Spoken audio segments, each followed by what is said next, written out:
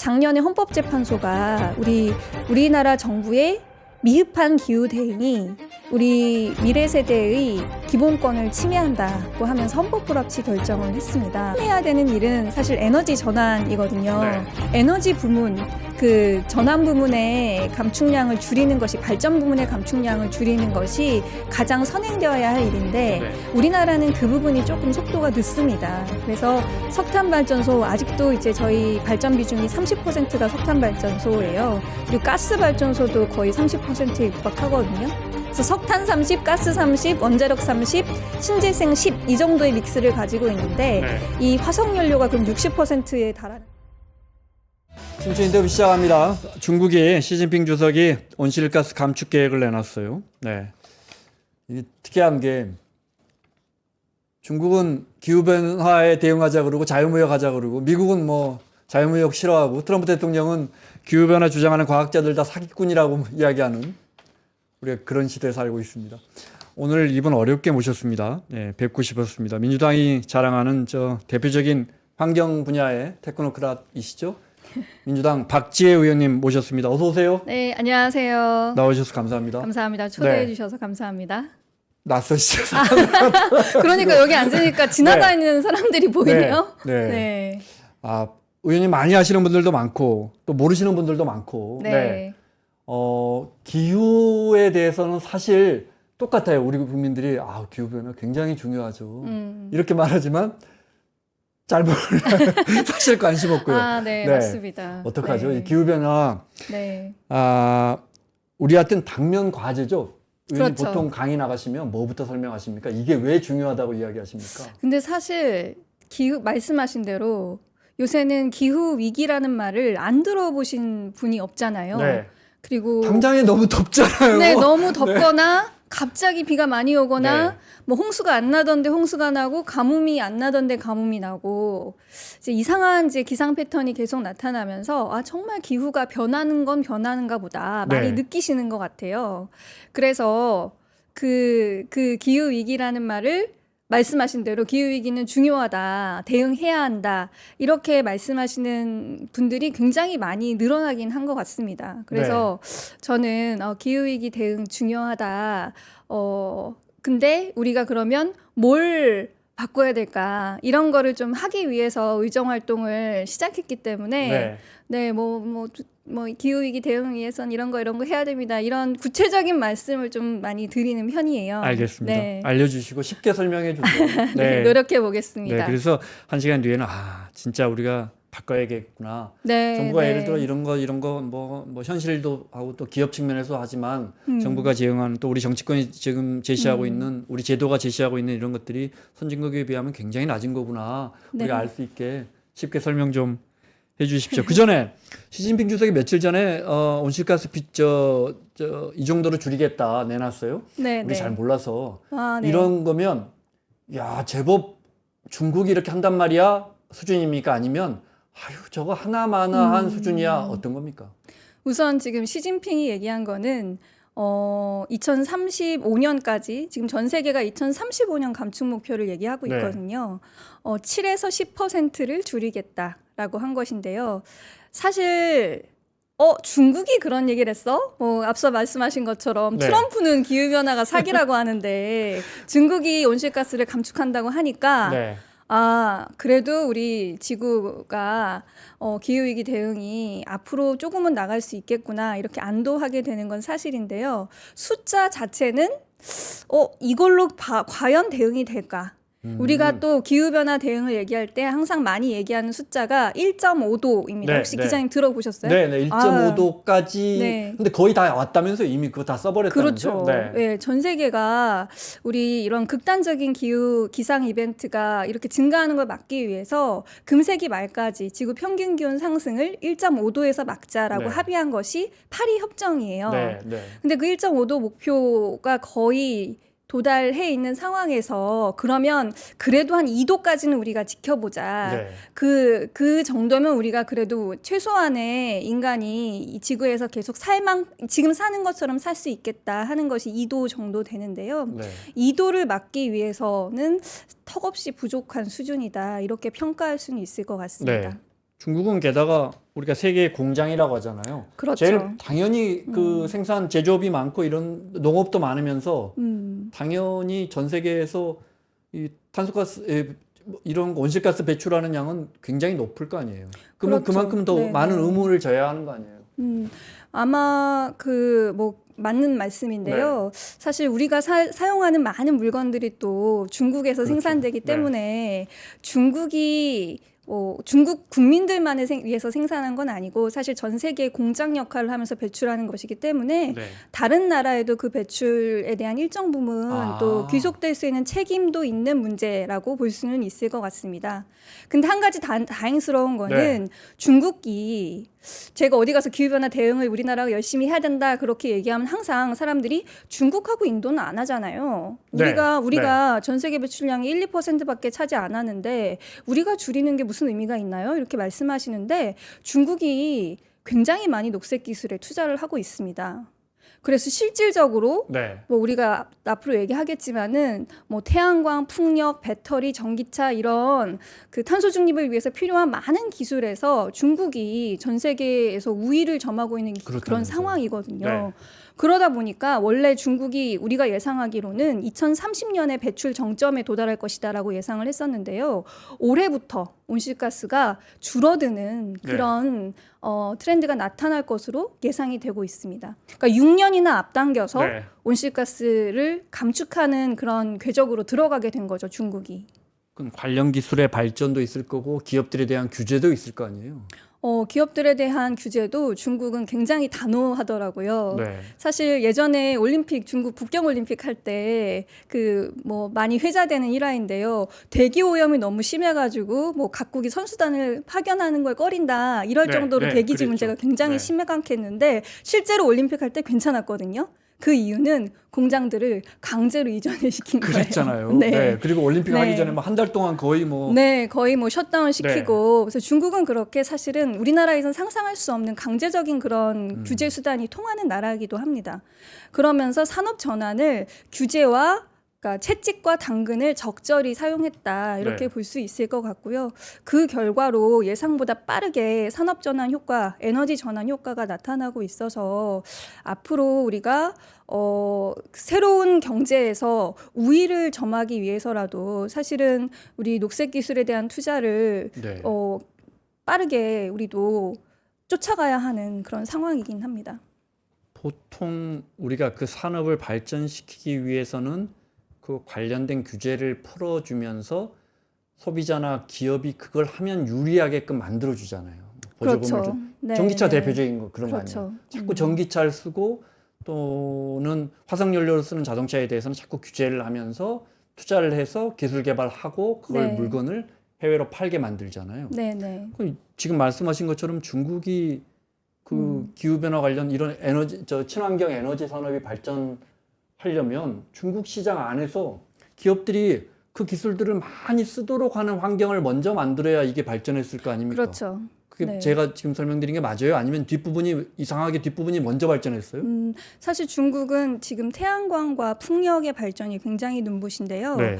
그 산업 같은 경우는 내수 시장을 충분히 확보해 준 것이 이 산업을 발전하는 데 있어서 네. 큰 역할을 했다라고 볼 수 있을 것 같습니다. 중국이 사실 땅이 굉장히 넓잖아요. 네. 신장 위구르 그런 지역에 풍력 발전기 대대적으로 꽂아가지고 길게 송전 라인 네. 건설해서 이제 도시로 이송하는 그런 에너지 정책을 굉장히 과감하게 투자를 했고요. 중국이 그래서 석탄 발전 비중도 많이 줄였고 그렇게 새로운 시장이 열리니까 네. 그 내수 시장을 보고 사실은 중국이 초기에는 내수 시장을 위해서 태양광 풍력 기술을 투자를 했는데 네. 내수 시장이 워낙 이렇게 보급이 잘 되다 보니까 이 기업들이 빠르게 경제성을 확보한 거예요.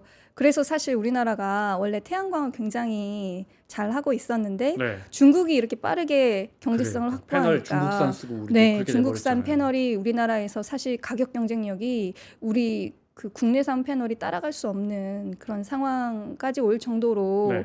이렇게 기술들이 경제성을 확보를 했는데요. 그 원인은 이제 내수 시장을 충분히 확보해 준 데 있었다. 그리고 내수 시장을 확보하는 데 있어서는 온실가스 감축 목표와 같은 네. 감축 정책이 큰 역할을 했다. 이렇게 볼 수 있을 것 같습니다. 그러니까 이게 참 결과론인데 얼마 전에 조선일보가 중국 공산당의 효율성, 능력에 네. 대해서 평가하는 칼럼을 써서 화제였거든요. 아, 그렇군요. 공산당이 일 잘한다는 거예요. 근데 말씀하신 것처럼 민주주의 진영에서는 토론하고 논쟁하고 법안 만드시는 곳에 계시지만 우리 이렇게 하는 동안에 저쪽에서는 이 방향이야. 이렇게 가자 해버리니까. 뭐 짧은 시간 안에 만약에 주어진 목표가 네. 똑같다면 모두 다 그 방향을 향해서 달려가도록 하는 데 있어서 효율적일 수는 있을 것 같습니다. 그런데 그 네. 지향점이 제대로 결정이 되는 게 또 중요한데 항상 네. 옳은 결정을 하느냐 그건 또 다른 문제가 아닐까. 네. 뭐 오늘의 주제와는 조금 네, 사실은 이제 그 오늘 핵심은 네. 지금 말씀하신 그런 중국이 그런 식으로 시장을 조성하면서 기술의 앞장을 서면 전 세계가 기후변화와 관련된 규제가 점점 알리백이든 기업 같은 데서도 계속 강화가 될 텐데 그러면 또 전 세계가 그 수요가 있을 것이고 그렇죠. 그러면 또 중국 기업들이 그걸 팔아먹을 거 아니에요. 그렇죠. 오늘 이제 그 이야기를 드려야 되는데 네, 네. 그 전에 하나만요. 일본도 아까 이제 보통 2035년까지 얼마 줄이겠다. 네, 지금 2035년 일본 분위기는 목표를 어떻습니까? 논의를 하고 있고요. 네. 일본은 사실 올해 초에 2035년 감축 목표를 제시했는데요. 일본의 배출 정점은 2013년이라고 얘기를 합니다. 한 10년 전쯤이 되는데 그때 대비해서 60% 감축하겠다. 네. 예, 이 목표를 제시를 했어요. 네. 그래서 앞서 뭐 중국이 배출 정점 대비 7에서 10%라고 한 거에 비해서 훨씬 강력한 목표라고 할 수 있고요. 그 IPCC라고 기후변화에 대한 정부 간 협의체라고 해서 전 세계 과학자들이 모여서 이 분야에 그 데이터를 분석하고 전 세계 정부가 동의할 수 있는 네. 그런 결과를 내놓는 그런 과학자들의 협의체가 있는데요. 이 협의체에서 아까 우리가 얘기했던 1.5도 내지 2도 목표를 달성하기 위해서는 이 전 세계 평균적으로 2035년까지 2019년 대비 60% 감축해야 한다라는 목표를 제시한 바가 있는데 그 목표에 상당히 근접한 네. 기후 과학에 굉장히 근거한 목표를 내놨다 이렇게 볼 수 있을 것 같습니다. 근데 일본은 또 이상하게 다른 분야도 마찬가지만 이렇게 열심히 정책 목표를 하고 일본 사람들은 또 그런 거 하면 잘 지키잖아요. 기업들도. 근데 네. 산업은 발전 안 하고 중국에서 발전해요. 그렇죠. 근데 일본이 제 생각에는 사실 이게 산업이 좀 네. 쇠퇴한 것이 하루 이틀의 문제가 아니잖아요. 근데 이 새로 부흥을 시켜야 되는데 이 네, 산업을 네. 이거를 녹색 산업, 기후 산업에서 찾으려고 한 것이 아닌가 이런 네, 적극적인 목표를 선정을 한 것은 네. 그래서 재생에너지 확대, 에너지 효율 향상 이런 쪽에 대대적으로 투자를 해서 일본도 네. 사실 요새 산업 정책의 귀환이라고 얘기할 정도로 각국이 적극적으로 산업 정책을 쓰고 있잖아요. 그 원동력이 된 것이 바로 기후 변화거든요. 네. 그래서 일본도 이 분야에서 미래가 있다고 보고 어쨌든 여기에서 경쟁이 일어날 텐데 네. 우리가 이 고지를 선점하자 그런 생각이 바탕이 되지 않았을까. 왜냐하면 일본은 그 목표를 제시를 하면서 네. 그냥 목표만 제시한 게 아니라 국가가 어떻게 이 산업, 이 분야, 이 기술을 확보하기 위해서 감축 기술을 확보하기 위해서 국가가 얼마나 투자를 할지 이 투자 계획도 함께 제시를 했거든요. 네. 그래서 제시한 게 그린 트랜스포메이션이라고 해서 향후 10년간 민관 합작해서 150조 엔이 이 분야에 투자돼야 된다. 1,500조. 네. 네. 그리고 국가가 마중물 역할을 하기 위해서 20조 엔은 국가가 반드시 하겠다. 네. 네, 이런 이제 목표까지 이 사실 감축 목표를 세우기 전에 나왔던 계획이긴 한데요. 그렇게 목표 이 녹색 산업을 키우기 위한 네. 계획도 함께 제시하고 있고 이거를 재작년에 법으로 그린 트랜스포메이션 추진 법률이라는 것도 제시해가지고 법적인 기반도 만들어서 이게 단순히 말이 아니라 그냥 목표 말잔치가 아니라 네. 실제로 우리가 법으로 이런 이행 계획을 꾸준히 우리가 앞으로 추진할 것이다 이런 시그널을 시장에 분명하게 던진 바가 있습니다. 녹색 전환 정도. 근데 우리도 네. 사실 구호는 아주 화려합니다. 이거 오래전부터 녹색 뭐 이거 붙이는 녹색 정책도 너무 많았고요. 많이 들어보셨죠? 네. 녹색 성장 이런 거. 기업들도 마케팅 네. 이거 많이 했고. 사실 네. 일찍이 우리나라는 2009년부터 녹색 성장이란 말을 써서 네. 녹색 성장 기본법도 만들고 네. 뭐 배출권 거래제도 하고 뭐 오랫동안 말은 했는데 사실상 그동안은 맛만 보여준 것 같아요.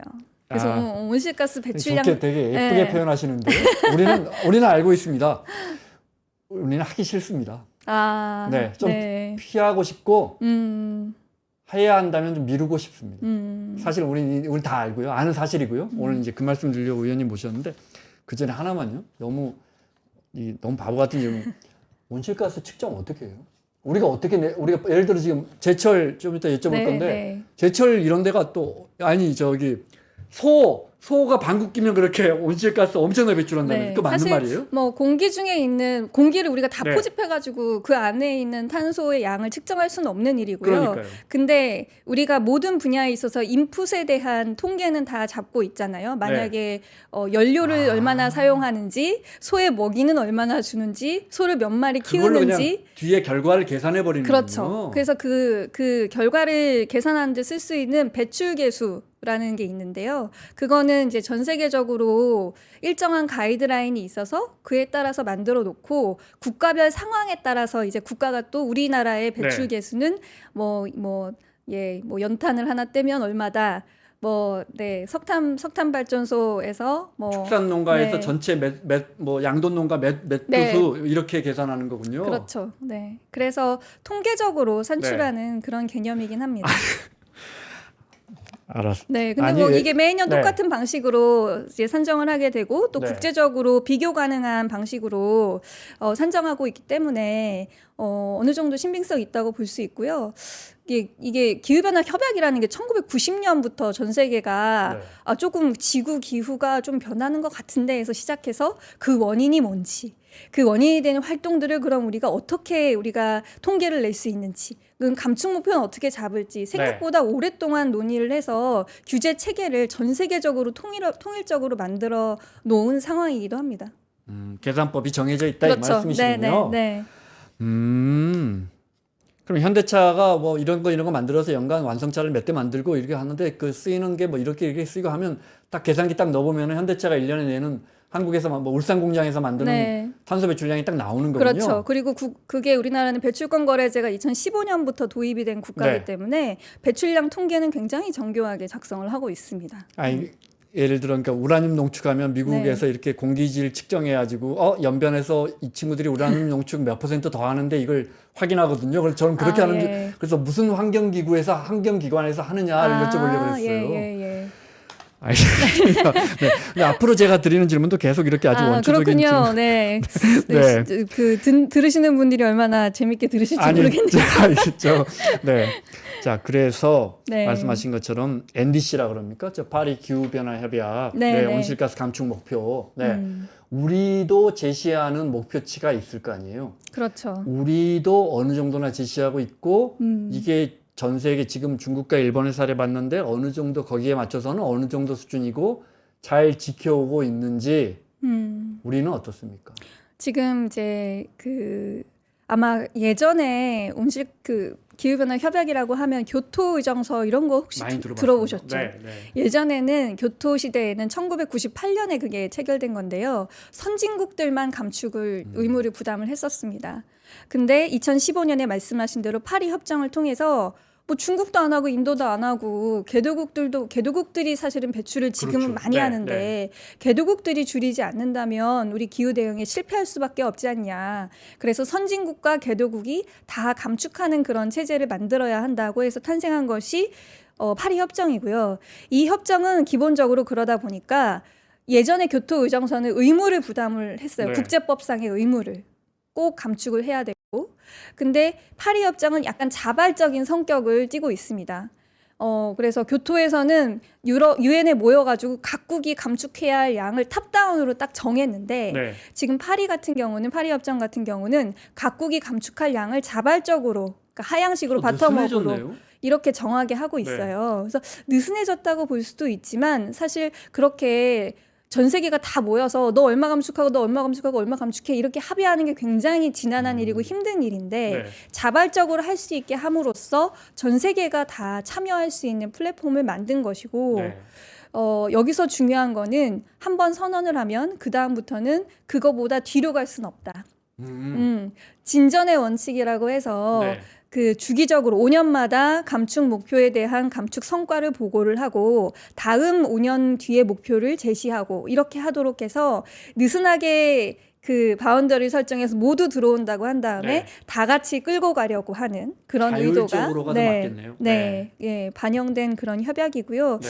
사실 이제 전 세계가 서로 연관되어 있는 그런 세계에 살다 보니까 안 하고 끝까지 그냥 뭉개면 되는 거 아니야 이렇게 생각할 수도 있지만 또 우리처럼 우리는 무역이 굉장히 국제 무역에 많이 의존하고 있는 국가고 네. 경제 규모가 또 있다 보니까 국제적인 압력도 굉장합니다. 그래가지고 가만히 있을 수는 없는 그런 환경이 자연스럽게 조성되는 게 있는 것 같고요. 우리나라가 그래서 파리 협정에 따라 첫 번째 제출한 목표가 2030년 목표인데 2021년에 저희는 2018년이 정점이거든요. 네.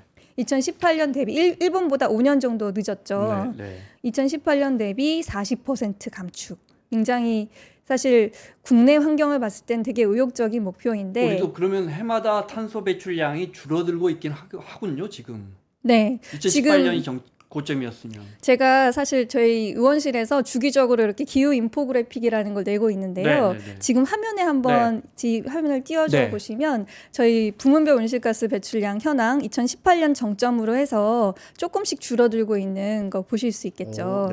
예, 이렇게 그 목표를 세워놨는데 현재는 17.5% 정도 줄인 상황입니다. 고점 대비해서. 네. 그럼 한국은 그동안에 약속한 거는 지키고 있다 정도는 이야기할 수 있습니까? 약속을 2030년 목표를 지키려면 네. 사실 지금 중간 정도 와 있으니까 20% 정도는 더 해야 되는 상황이라서 지금보다 더 빠르게 속도를 올려야 되는 상황이긴 합니다.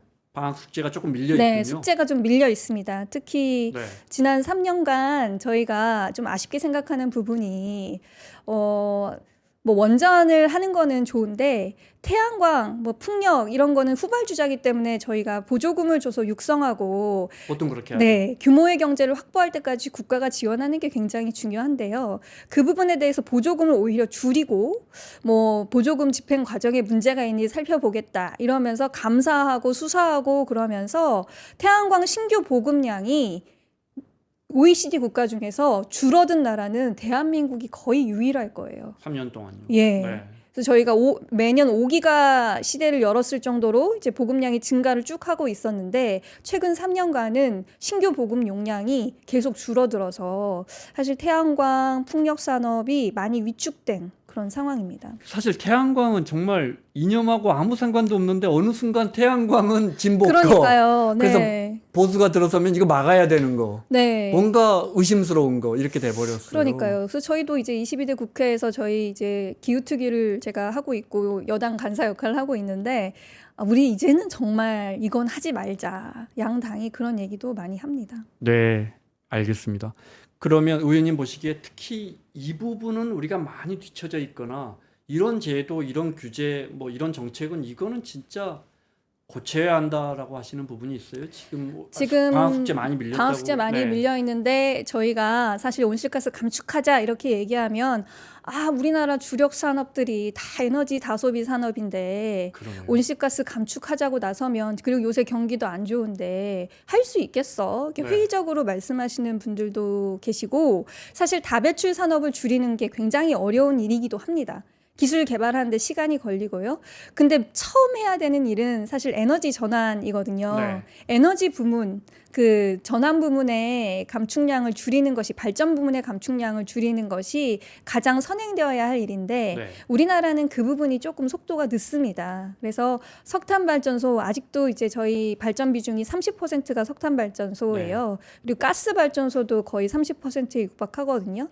그래서 석탄 30, 가스 30, 원자력 30, 신재생 10 이 정도의 믹스를 가지고 있는데 네. 이 화석 연료가 그럼 60%에 달하는 거잖아요. 윤석열 대통령께서 이거 40%까지 줄이겠다고 약속도 하셨는데 전혀 안 지키셨어요. 그래서 화석 연료를 빠르게 감축하는 것이 굉장히 중요하다.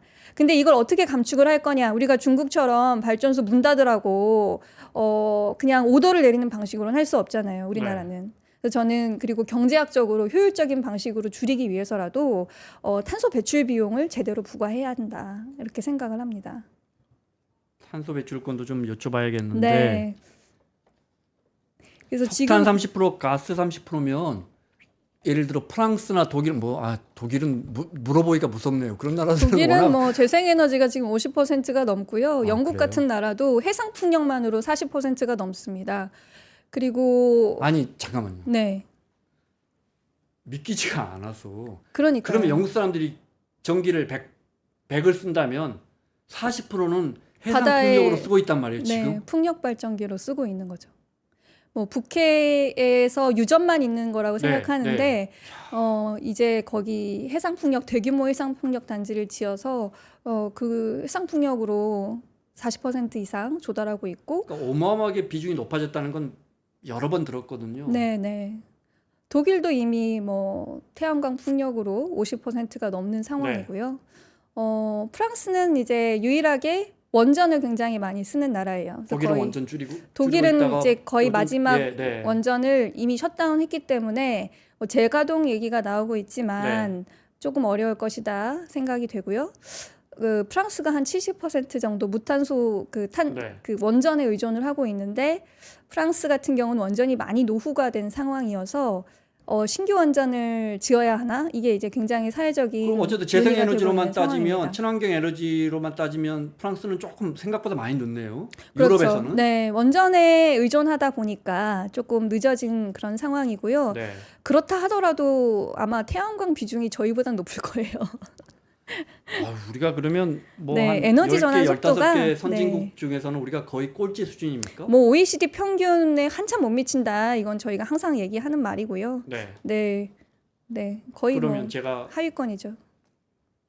아니 하위권인 건 알았습니다. 근데 방학 숙제가 밀린 게 아니고 우리는 어찌 숙제를 거의 보면 안 하고 있네요. 네, 계속 제자리걸음을 하는데 남들이 앞으로 가니까 우리가 뒤로 가는 그런 느낌이 들고 네. 사실 국내 저는 산업이 굉장히 그런 면에서 뼈아프다, 잃어버린 시간이 뼈아프다고 생각하는데요.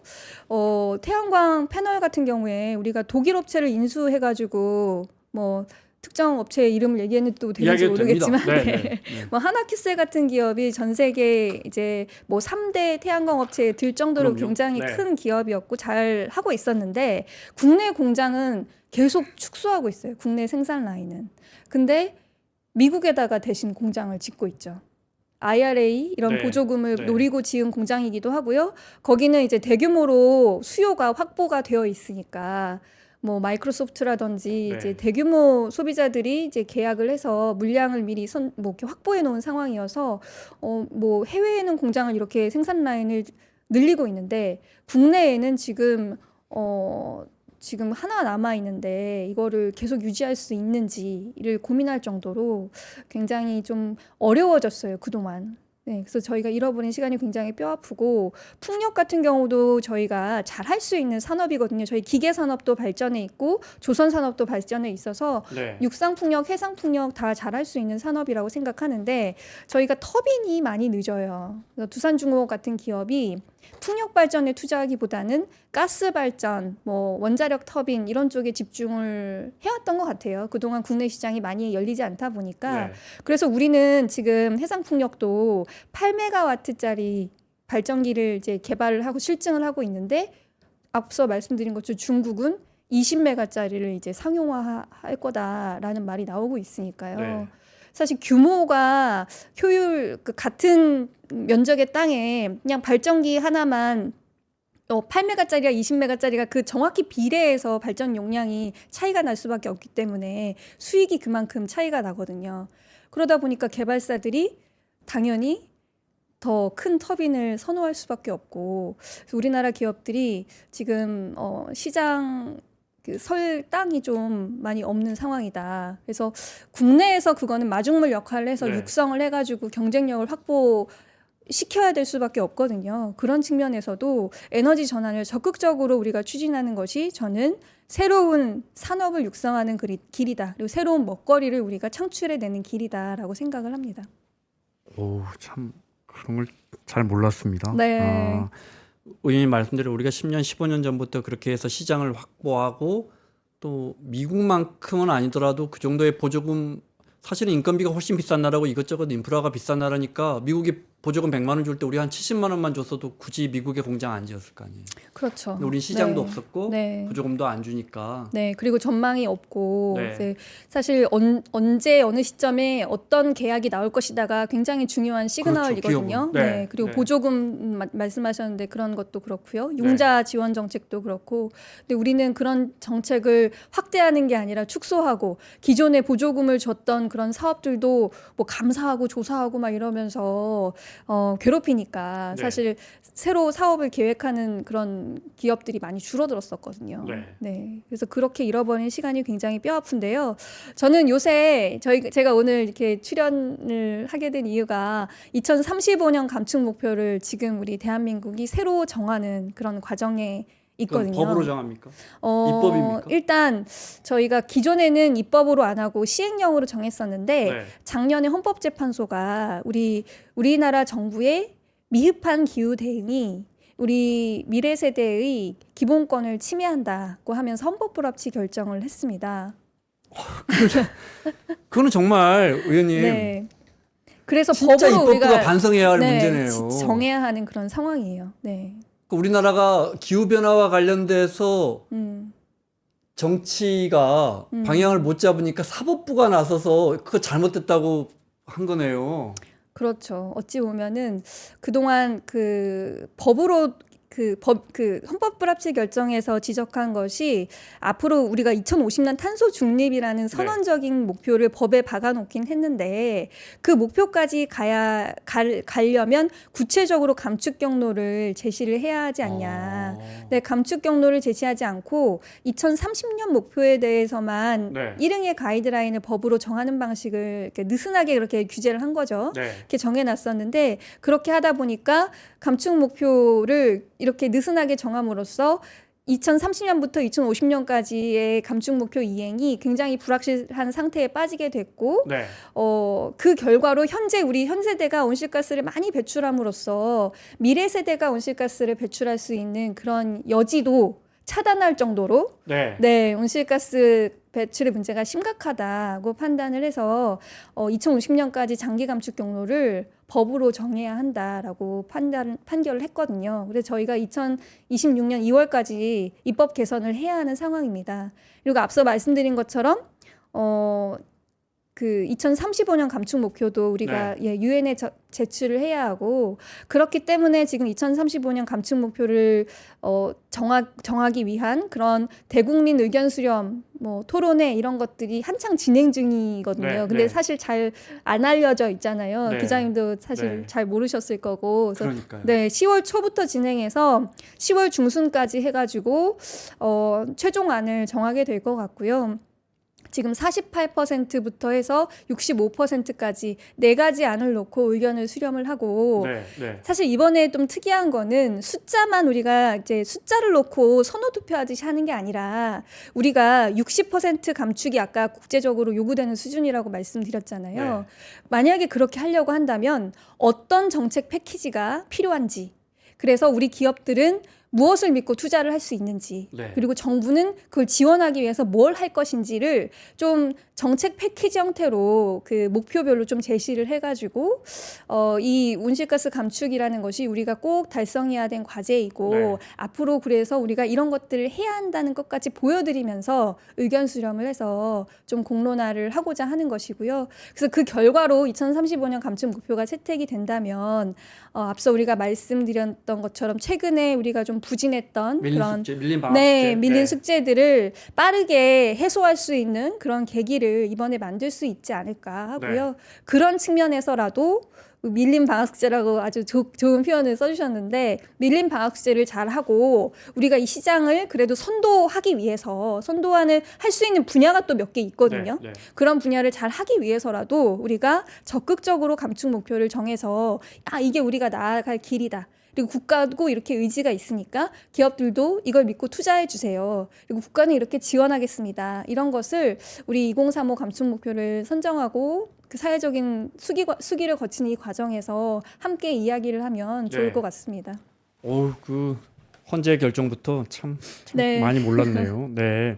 자, 그래서 그게 기본권이라는 거군요. 기본적으로 이제 우리 후세대가 저기 뭐 탄소를 배출할 수 있는 권리, 나아가서는 우리가 맑은 공기를 쐴 수 있고 기후 변화에 대응할 수 있는 것 자체도 인간의 우리 국민들의 기본권이다. 헌재가 이렇게 보는 그렇죠. 거예요. 네, 이 상태로 계속된다면 미래 세대가 깨끗한 공기, 네. 안전한 물, 그리고 인간답게 살 수 있는 기후 조건을 네. 잃어버릴 수 있다.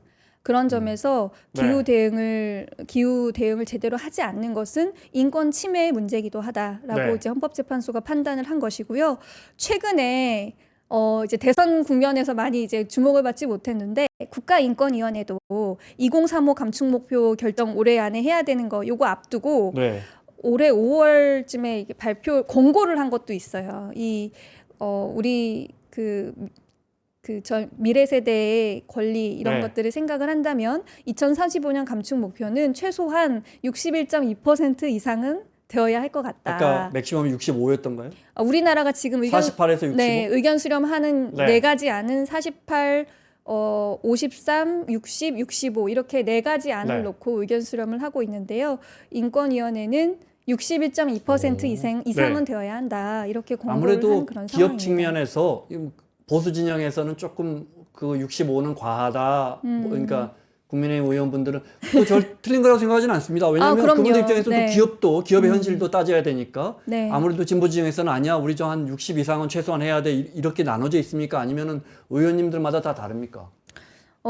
제가 오늘 이 자리에 나온 것이 네. 더불어민주당 기후행동 의원 모임이 있어요. 저희 15명이나 함께 하고 있는데 거기서 제가 간사를 하고 있습니다. 뭐 네. 전문가시니까요. 원래 전공도 이걸로 하셨고. 네. 네. 근데 기후행동 의원 모임에서는 인권위원회의 권고를 받아들여서 61.5% 이상. 61.2% 이상은 해야 한다 이렇게 주장을 하기도 했고 국회에 여러 법안들이 나와 있는데 네. 사실 국회에 발의된 법안들의 특징은 대부분이 60% 이상을 얘기하고 있다는 것이긴 합니다. 알겠습니다. 네. 네.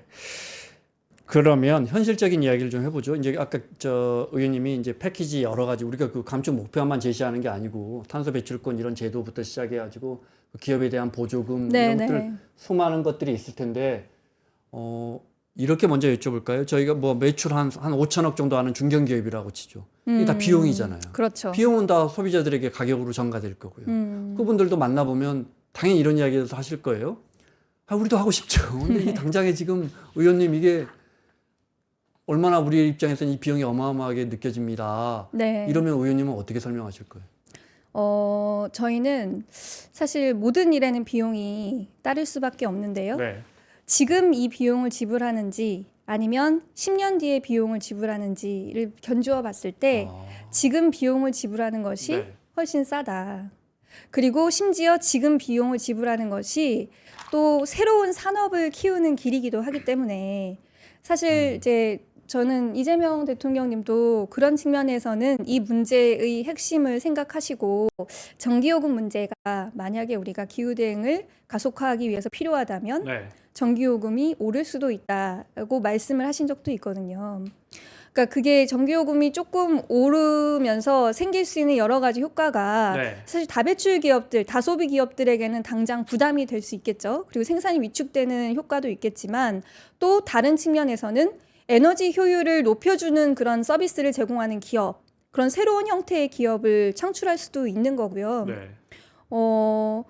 이 분야에 대한 또 기존의 그냥 전기요금이 쌌기 때문에 그냥 전기 생산하는 것엔 그렇게 신경을 안 썼던 기업들이 자체적으로 내가 태양광 패널이라도 설치해야겠다. 네. 이런 네. 생각을 하게 하면서 자체적으로 뭔가 수단을 강구하게 촉진하는 네. 그런 효과도 있을 거거든요. 그래서 이런 측면에서 봤을 때는 우리가 어떤 규제를 통해서 당장 온실가스를 10 배출하던 거를 뭐 5로 줄여, 뭐 6으로 줄여 이렇게 하는 것보다 조금 이렇게 비용을 내부화시켜서 네. 경제학적으로 이게 외부 효과의 내부화라고 얘기하잖아요. 근데 그게 경제학적으로도 가장 효율적인, 사회적으로는 효율적인 선택이거든요.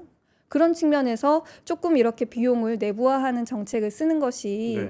당장의 어려움은 있을 수 있지만 이게 장기적으로 우리 모두를 이롭게 할 것이다. 저는 그렇게 생각을 합니다. 예를 들어 탄소 배출권을 우리는 헐값이라면서요. 이게 네. 한 10%만 제값 주고 파는 거죠? 네, 대략 그 정도 되는 것 같아요. 네. 그러니까 제값이라는 것이 사실 온실가스 배출의 사회적 비용을 금전적으로 환산하는데 여러 가지 이제 방법론이 있을 수밖에 없기 때문에 이론이 있을 수가 있는데요. 근데 유럽에서 배출권이 한 15만 원 정도 한다면 1톤에 15만 원 네. 정도 한다면 우리나라는 지금 최근 한 2년 동안 평균이 10,000원 정도밖에 안 될 것 같거든요. 네. 그래서 그 정도가 지금 우리나라가 만약에 그 15만 원이 제값이라면 15분의 1 정도 지금 지불하고 있는 그렇게 그런 싸면 상황인 거죠. 우리 기업들은 탄소를 의무적으로 배출해야 할 의지가 약해질 것이고 그러면 여전히 탄소를 많이 배출할 것이고 그러면 그렇죠. 우리가 할당받은 탄소 감축량보다 훨씬 그걸 못 지킬 거 아니에요. 이제 배출권 거래제를 하고 있기 때문에 네. 그 캡은 씌워놓거든요. 그래서 그 이상을 배출하진 않겠지만 자발적으로 배출을 감축하고자 하는 유인이 생겨나지 않을 거고요. 그리고 이 감축 기술을 개발하고자 하는 기업이라면 만약에 철강 산업 같은 경우는 수소 환원 제철 같은 그런 기술을 개발을 해야 되는데 그런 기술을 개발에 투자하기보다는 그냥 1톤 배출하는데 10,000원 주면은 그냥 싸니까. 배출할 수 있으니까 10,000원을 계속 지불하고자 하는 요인밖에 생기지 않겠죠. 그리고 올리면 만약에 그래서 이제 저희도 요 규제 강도를 조금씩 올려가면서 이거는 우리나라가 꼭 해야 될 일이니까 우리가 앞으로 해야 될 숙제니까 꼭 이걸 해법을 스스로 마련하세요. 네. 예, 이런 시그널을 계속 시장에 줌으로써 기업들도 스스로 줄이고 새로운 기술을 개발하고자 하는 유인도 제공하고 그리고 온실가스 감축 이런 데 기여할 수 있는 산업이 기후테크라고 또 새로 신조어가 생길 정도로 네. 이제 해외에서 그런 기업들이 각광을 받고 있는데 그런 기업들도 국내에 육성할 수 있고 이런 인센티브가 생기지 않을까 이렇게 생각을 합니다. 탄소 배출권 관련해서 근데 정부 내년도 예산안 제가 기사를 검색하다 보니까 한 7-8억 원 정도가 들어가 있는 것 같은데 그건 무슨 돈입니까? 이게 탄소 배출권을 거래하면서 기업들은 한 10%만 자기가 부담하고 나머지는 공짜라는데 맞습니다. 왜 네, 정부 돈이 네. 8천억이나 들어갑니까? 그거는 아마 예산에서 네. 수입 예산을 아마 그 정도를 잡아놓은 게 아닐까. 예. 우리가 우리가 이제 기업들이 탄소 배출하면서 내는 돈, 네. 그 비용을 우리가 아마 지금까지는 10% 정도만 이렇게 유상 할당이라고 해서 네. 배출권을 이제 특정 기업에게 배출할 권리를 나눠주는데 90%는 그냥 무상으로 나눠줘요. 네. 네, 그냥 다 90%는 일단 주고 공짜로 탄소 배출한다.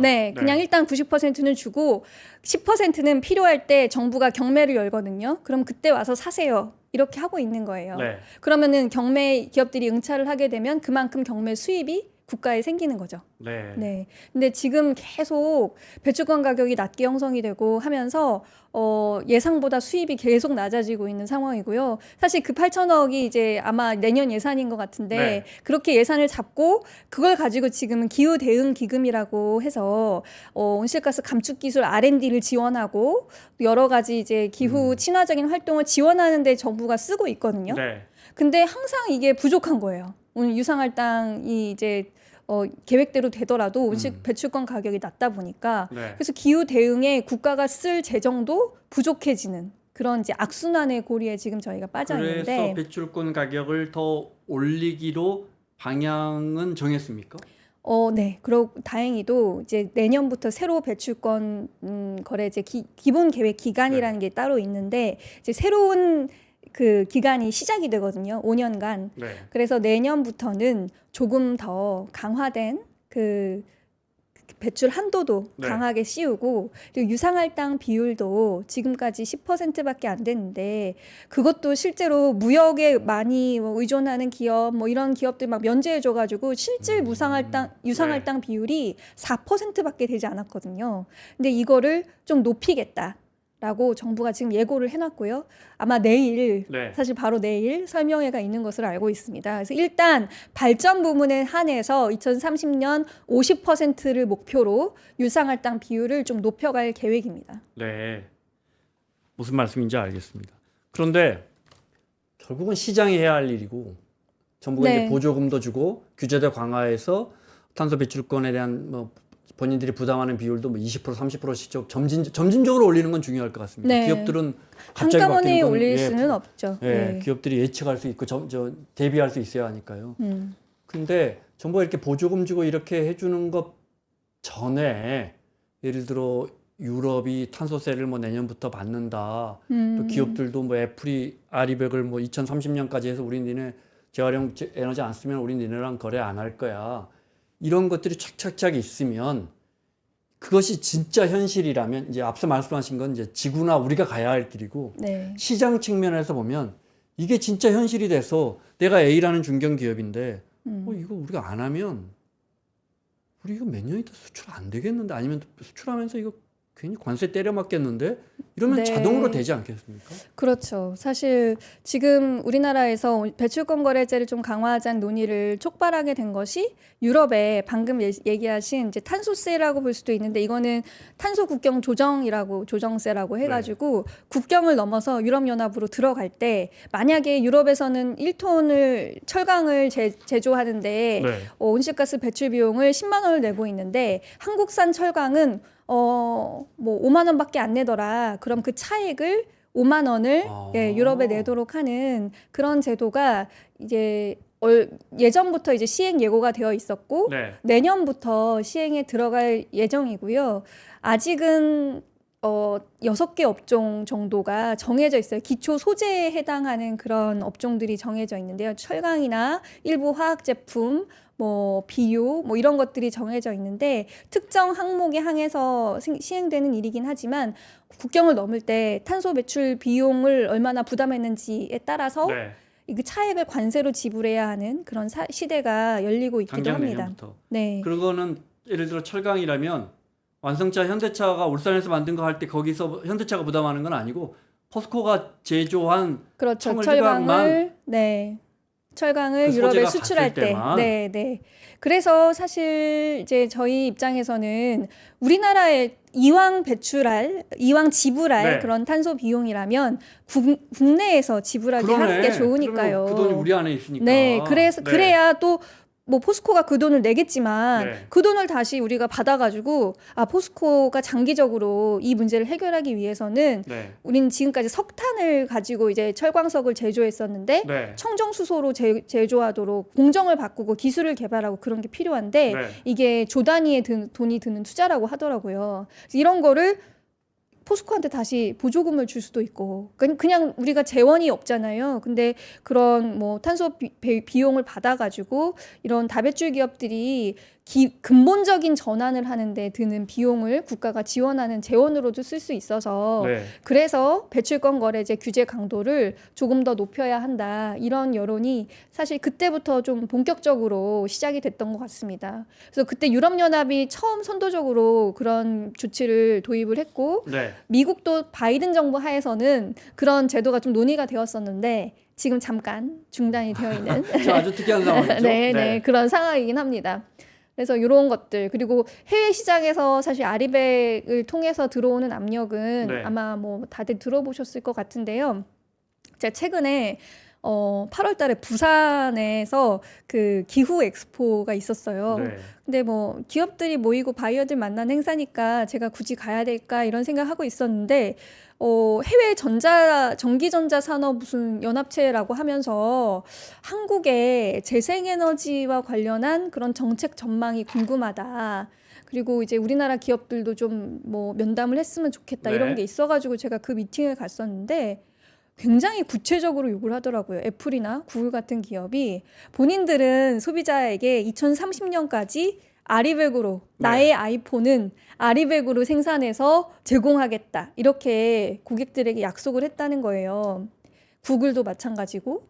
근데 그러면 그 아리백을 달성하기 위해서는 아이폰에 들어가는 모든 부품이 그럼 아리백으로 2030년까지 생산이 되어야 하는데 국내는 한국만 유일하게 이렇게 어렵다고 자기 서플라이어들이 얘기를 한다. 우리 서플라이어가 엄살 떠는 거 아니지? 이런 걸 물어보시는 거예요. 서플라이어 근데 뭐 대만, 베트남, 한국밖에 없을 텐데. 그러니까요.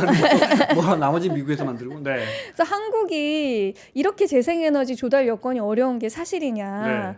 이 기업들 이 재생에너지를 잘 쓸 수 있도록 풍부하게 재생에너지를 공급하고 또 재생에너지 전력을 조달할 수 있는 새로운 또 좀 그 요금 체계라든지 이런 전력 요금 체계라든지 이런 거를 좀 국가가 만들어줄 계획은 없느냐. 뭐 이런 것도 질문을 하더라고요. 그 구체적으로 이렇게 뭐 당연한 말이지만 근데 기업이 준비를 해야죠. 그렇죠. 기업이 준비를 해야 그럼 되는데. 애플과 거래하는 기업이 네. 삼성전자다. 예를 들어 그 안에 들어가는 AP를 삼성전자가 갤럭시 AP를 안 넣겠군요. 삼성 것도 지금 넣기가 쉽지 않아서. 네. 뭐가 있다면 네. 그럼 당연히 우리 기업들이 글로벌 기업들이 준비를 하고 있지 않을까. 정부가 할 수 있는 일은 뭐 거기에 대한 뭐 보조금을 지급한다든지 네. 뭐 다른 그런 정책 방향을 제시해야지. 이건 기업이 할 일 아닌가 이걸 그렇죠. 여쭤보는 기업이 거예요. 해야 할 일인데 사실 전력 생산 여건을 바꾸는 거는 네. 또 개별 기업에만 맡겨놓을 수는 그러네요. 없는 일이기도 하거든요. 네. 예, 그래서 뭐 사실 어떤 기업은 뭐 대만이 이제 TSMC가 조금 그런 국가적인 지원을 많이 받은 것 같은데요. 네. 해상풍력 단지를 건설한 다음에 TSMC에다가 PPA로 100% TSMC가 쓸 수 있도록 네. 뭐 이렇게 PPA 계약을 체결할 수 있게 해준다든지 이런 것을 좀 국가가 나서가지고 이제 해주는 그런 사례들도 있고 하다 보니까 아무래도 지금 이제 개별 기업들이 공장 내에 스스로 태양광 풍력을 설치해서 재생에너지 조달하기는 어려우니 네. 국가가 뭐 대규모 재생에너지 집적 단지를 조성한다든지 그러면 사실 조달 여건이 많이 좋아지잖아요. 이런 류의 이제 전력 정책, 에너지 전환 정책이 네. 한국에도 필요하다. 이런 얘기를 글로벌 기업들도 하고 있는 상황이다. 알겠습니다. 네. 시간이 한 4분밖에 안 어머, 남았습니다. 시간이 이렇게 많이 지나가네요. 네. 우리가 온실가스 배출 감축 규모를 좀 더 그동안 밀린 숙제 하기 위해서 좀 더 과감하게 잡고 네. 두 번째는 탄소 배출권 유명무실한 우리 탄소 배출권 거래 시장을 좀 활성화시키고 기업들의 부담도 좀 늘려서 탄소 네. 배출을 실질적으로 줄일 수 있도록 유도하고 네. 또 뭐가 있습니까? 그리고 이런 것들을 좀 네. 장기적으로 이게 단기적인 그러니까 단기적으로만 변해서 될 일이 아니라 장기적으로 우리가 꾸준히 추진을 해야 하는 일이잖아요. 네. 그러다 보니까 이 분야에 우리가 꼭 의지를 가지고 우리 대한민국이 2050년 탄소 중립을 위해서는 이만큼 우리가 계속 줄여나갈 것이다. 네. 이런 의지를 앞서 말씀드린 것처럼 우리가 법에 제대로 넣는 것이 중요하고 네. 그에 따라서 사실 저는 재정 투자 그리고 민간 투자가 일어날 수 있는 마중물을 할 수 있는 어떤 공공정책 금융기관의 역할이 굉장히 중요하지 않은가 이렇게 네, 생각을 네. 합니다. 지금 이제 온실가스 감축 인지 예산 제도라는 게 우리나라에도 도입이 되어 있어요. 아마 처음 들어보셨을 것 같은데 네. 오늘 말씀하신 것 중에 여러 개가 처음입니다. 네. 저희가 2021년에 탄소중립 기본법을 만들면서 2050 탄소중립도 법에 넣었지만 이 목표를 이행하기 위해서 필요한 여러 가지 제도의 법적인 근거를 만들어 놨는데 그 중에 하나가 온실가스 감축인지 예산 제도입니다. 네. 그래서 국가 예산 중에 얼마나 온실가스 감축을 위한 사업에 쓰는지를 우리가 별도로 분류해서 보여주겠다 네.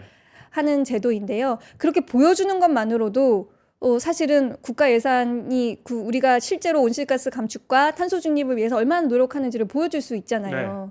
근데 지금 얼마나 우리가 쓰고 있을 것 같으세요? 국가 전체 예산에 온실가스 감축을 위해서. 일단 들어본 적이 없으니까요. 네. 네, 저희가 한 700조 가까이 연간 예산이 그렇게 네. 되는데 약 12조 정도만 쓰고 있어서 실제로 2%가 안 됩니다. 온실가스 감축에 국가 재정을 투입하는 것이. 네. 그래서 그 초기 단계일수록 우리 태양광 산업 육성, 풍력 산업 육성, 그리고 다배출 산업의 수소환원 제철과 같이 오랜 시간이 걸리고 개별 기업이 단기간에 투자하기 어려운 그런 것들에 투자를 일으키기 위해서라도 국가가 좀 초기에 지원해야 되는 부분이 있는데 네. 그런 부분을 과감하게 투자할 수 있는 그런 계획이 필요하다. 그래서 네. 그런 구체적인 재정 계획이 마련되어야 한다. 저는 그렇게 생각을 합니다. 그것을 그리고 법제화로 네네. 네. 법으로 뒷받침해서 이게 앞으로 20년은 끌고 가야 되는 네. 그런 일이니까요. 법으로 이런 정책을 꾸준히 이행하고자 하는 의지를 보여줄 때 민간에서도 이걸 믿고 투자를 할 수가 있겠죠. 예. 그런 측면에서 네. 법제화하는 것도 말씀하신 대로 중요하다라고 생각합니다. 이런 걸 사실은 이제 미국이 끌고 가야 되는데 지금 트럼프 대통령이라는 아주 근데 과거에 지금 저희가 이제 기후 변화 대응에 대해 이야기하지만 다른 글로벌 이런 질서들도 환경, 노동, WTO도 막 미국에서 직원 발령을 안 내버린다는 거 아니에요? 그러니까 뭐 거의 사법재판소에 그 상상할 수 없는 일들이 많이 이루어지고 있고 지금도 사실 이제 셧다운 뭐 논의할 네. 정도로 이제 그 어려운 상황인 것 같은데요.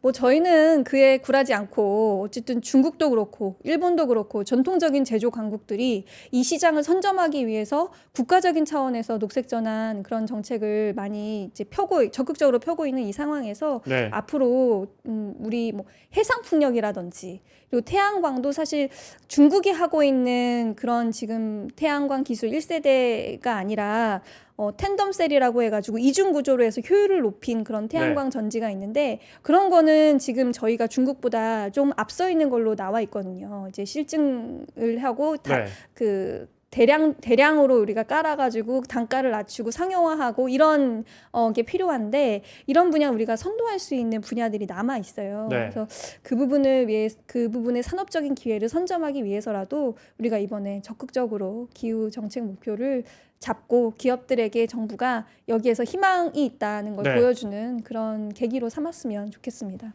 알겠습니다. 마무리해야겠습니다. 네. 아까 심지어 얼마나 내용이 유익했는지 저 돈을 쏘신 분이 계셨어요. 물론 그건 3%가 가져가겠습니다. 아 그렇군요. 네. 세상에 제가 재밌었고요. 댓글창을 보는 생각을 아, 못해가지고 네. 진짜로 소방기가 진짜 그렇게 배출량이 많아요?